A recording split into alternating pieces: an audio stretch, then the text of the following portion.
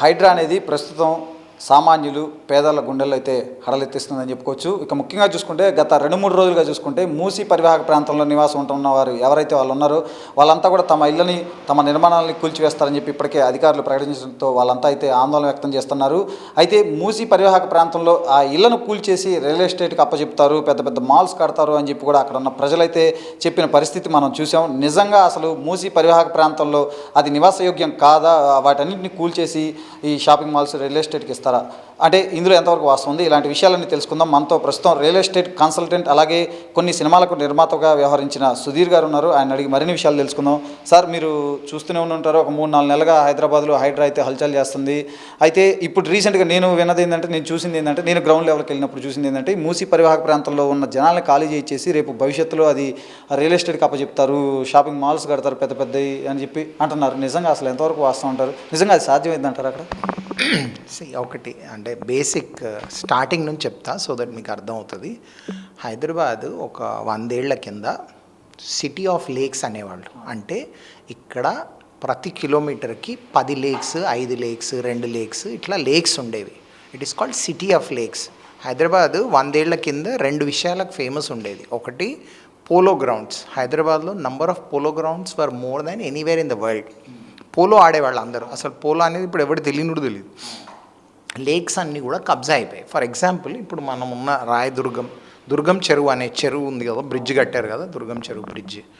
అక్కడ వాటర్ నిండితే ఆ కింద మల్కం చెరువుకి వస్తుంది. మల్కం చెరువు నిండితే అక్కడి నుంచి గండిపేట వెళ్తుంది, గండిపేట నిండితే మూసీలోకి వెళ్తుంది. ఇది టోటలీ అంటే ఇక్కడే కాదు, ఏ లేక్ అయినా కూడా. సో ఇప్పుడు ఏం చేశారు, లేక్కి అడ్డంగా అటు ఇటు కబ్జా చేసుకొని, ఎందుకంటే నో మ్యాన్స్ ల్యాండ్ లాంటివి అవి. అంటే అగ్రికల్చర్ డిపార్ట్మెంట్లో రాదు, రెవెన్యూ డిపార్ట్మెంట్లో రాదు, వీళ్ళకి మున్సిపల్లో రాదని చెప్పి ఎవరిదాడు కబ్జా పెట్టుకున్నారు. ఫస్ట్ థింగ్, ఇదేదో రియల్ ఎస్టేట్కి అప్పచెప్పి రియల్ ఎస్టేట్ దీని మీద డిపెండ్ అయ్యి బతికే అంత దీనస్థితిలో లేదు. రియల్ ఎస్టేట్ వాళ్ళు చాలా తెలివైన వాళ్ళు వ్యాపారం ఎలాగైనా చేసుకుంటారు. దీని మీద డిపెండ్ అయ్యి దీని మీద బతకాలనే ఆశతో, కక్షతో, కుళ్ళుతో ఇలాంటి కుతంత్రాలు ఏరు. ఫస్ట్.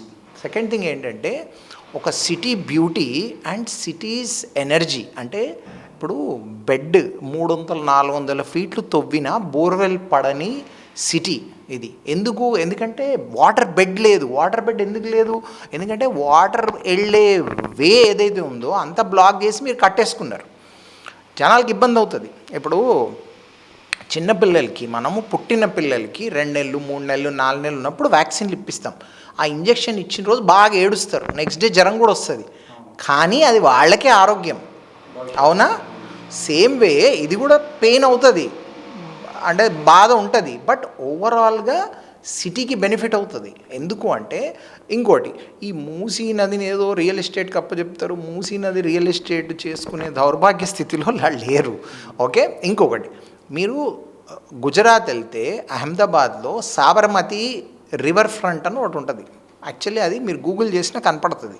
అది 15 ఏళ్ల కింద ప్లాన్ చేసి, అది డ్రై, అంటే అది అసలు వాటర్ లేదు సాబర్మతిలో, వేరే రివర్ని అందులో కలిపి ఆ వాటర్ని ఫ్లో చేసి ఆ రివర్ ఫ్రంట్ అంతా కూడా డెవలప్ చేశారు 15-20 ఏళ్ల కింద. అందులో సీ ప్లేన్లు కూడా నడుస్తాయి. అంటే మీరు అందులోంచి లోపలికి వెళ్తే ప్లేన్లో వెళ్ళొచ్చు.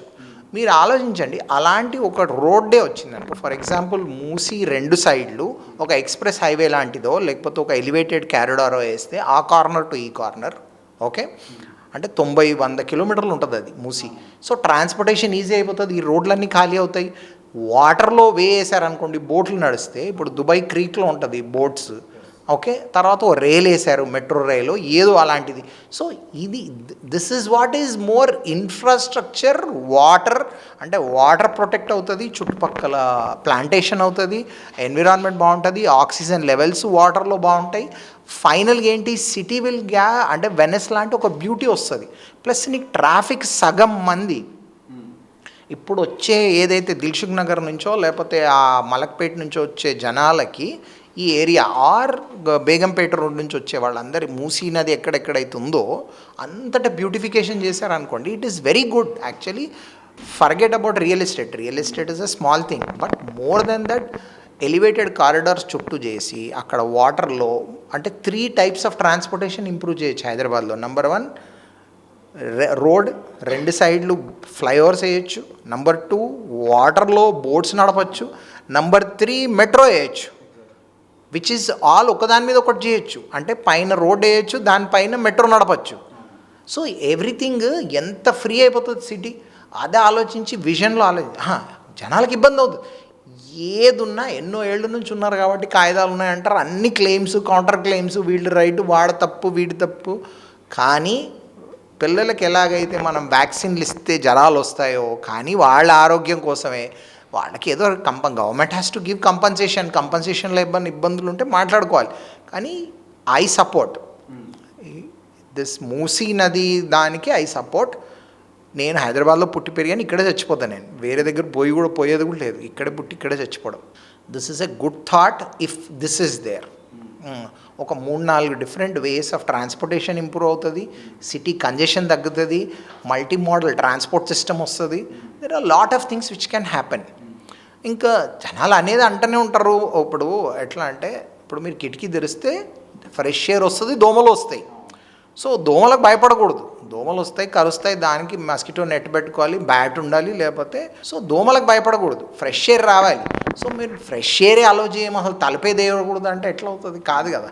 సిటీ డెవలప్ అవ్వాలంటే సమ్వేర్. ఇంకోటి వాటర్ మెయిన్ ఏ సిటీకైనా. ఇప్పుడు చెన్నై చూడండి, సగం ఏరియాస్లో తాగే నీళ్లు దొరకవు వాళ్ళకి. అంత పెద్ద సముద్రం ఉన్న పక్కన తాగే నీళ్లు ప్రతి సమ్మర్లో 900 ఫీట్లు వేసినా రాదు వాటర్. సో మనకి అదృష్టం ఏంటంటే లేకులు ఉన్నాయి, అవి ప్రొటెక్ట్ చేసుకోక. అంటే ఈయన సీఎం గారి విజన్ ఏంటో మనకు తెలీదు, ఇప్పుడు కలవలేదు, మన సీన్ లేదు. మనకు తెలిసిందల్లా ఒకటే, వాటర్ బెడ్ ఇంప్రూవ్ అయితే it is always good for the city మొత్తానికి. ప్రతి దగ్గర ఉన్న లేక్ రీజనరేట్ అయింది అనుకోండి. ఇప్పుడు పాతకాలంలో ఏం చేసేవాళ్ళు, ఎండాకాలం రాగానే మొత్తం ఆ బంకమట్టిని అంతా తీసేవాళ్ళు, ఊరంతా కలిపి లేక్లో. ఎందుకు అంటే అది వర్షాకాలం వస్తే మళ్ళీ ఎక్కువ నిండుతాయి వాటర్ అని. ఆ బంకమట్టి అంతా మిగిలిన దాన్ని వినాయక చవితి రోజు వినాయకుని చేసేవాళ్ళు. అది ఇప్పుడు అంత పోయి పిఓపి అయిపోయింది. దట్ వాజ్ ద యాక్చువల్లీ సార్వజనిక వినాయకుడు అంటే రోడ్డు మీద పెట్టే వినాయకులు ఎందుకు వచ్చింది? ఎందుకంటే ఈ చెరువులు ఉంటాయి కదా, చెరువులు ఎండాకాలంలో ఎండిపోతాయి. సో ఎండిపోయాక ఆ బంకమట్టి ఉంటుంది కదా, ఆ బంకమట్టి బయటికి తీస్తే వర్షం పడ్డప్పుడు ఎక్కువ వాటర్ స్టోర్ అవుతుంది కదా. మళ్ళీ వాడేసుకున్నాక వర్షాకాలం అయిపోయాక వినాయక చవితి వస్తుంది. అప్పటి లోపల మన నీళ్ళు నిండుతాయి. నీళ్ళు నిండకపోయినా ఇది వేస్తే మళ్ళీ పైకి వస్తుంది bed, water bed. That was the idea. ఇప్పుడు ఏమైపోయింది, అది వినాయకుడిని వేస్తే చెరువులు పాడవుతాయి, కెమికల్స్ పెట్టుకున్నారు. సో ఎవాల్వ్ అవుతాం మనం కూడా. సో ఇది మంచిది స్టేట్కి, అంతే. సార్ మీరు చెప్పిన ఐడియా అయితే వాస్తవానికి అయితే చాలా బాగుంది. నిజంగా మన దగ్గర ఉన్న వ్యవస్థలు కానీ, ప్రభుత్వ వ్యవస్థలు కానీ, లేదంటే రాజకీయ వ్యవస్థలు కానీ, ఇలాంటి సిచ్యువేషన్లో ఆ వెనిస్ లాగా తయారు చేయడం, లేకపోతే దుబాయ్ లాగా తయారు చేయడం మన మూసీ నదిని సాధ్యమైంది అంటారా? ఎందుకంటే గతంలో కేసీఆర్ కూడా ఇట్లా చేయాలని చూశారు, కానీ అది అంతే. ఇక్కడ ఫస్ట్ పాయింట్, వ్యాపారం లేదు అంటే there is no commercial interest.